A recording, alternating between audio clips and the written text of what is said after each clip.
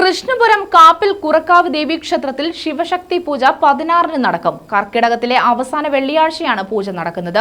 തന്ത്രി ക്രാക്കോട്ടില്ലം നീലകണ്ഠൻ പോറ്റി ഭദ്രദീപം തെളിയിക്കും.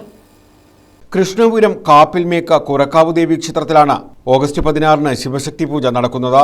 വർഷത്തിൽ ഒരു തവണ മാത്രം നടത്തുന്ന ശിവശക്തി പൂജ കർക്കിടകത്തിലെ അവസാന വെള്ളിയാഴ്ചയാണ് നടക്കുക. രാവിലെ 10-ന് തന്ത്രി ക്രാക്കോട്ടി ഭദ്രദീപം തെളിയിക്കും. മഹാശിവശക്തി പൂജയാണ് ആഗസ്റ്റ് മാസം 16-ാം തീയതി വെള്ളിയാഴ്ച നടക്കുന്നത്.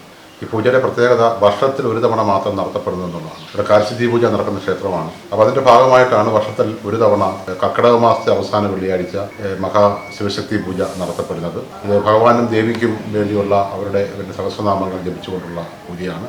അത് തലേ ദിവസത്തെ വ്രതാനുഷ്ഠാനത്തിനു കൂടി ഭക്തர்கள் എത്തിച്ചേരുന്നു. നാടിൻ്റെ വിദൂര പ്രദേശങ്ങളിൽ നിന്നും നിരവധി ആളുകളാണ് ഈ ശിവശക്തി പൂജയ്ക്ക് എല്ലാ വർഷവും വന്നുകൊണ്ടിരിക്കുന്നത്.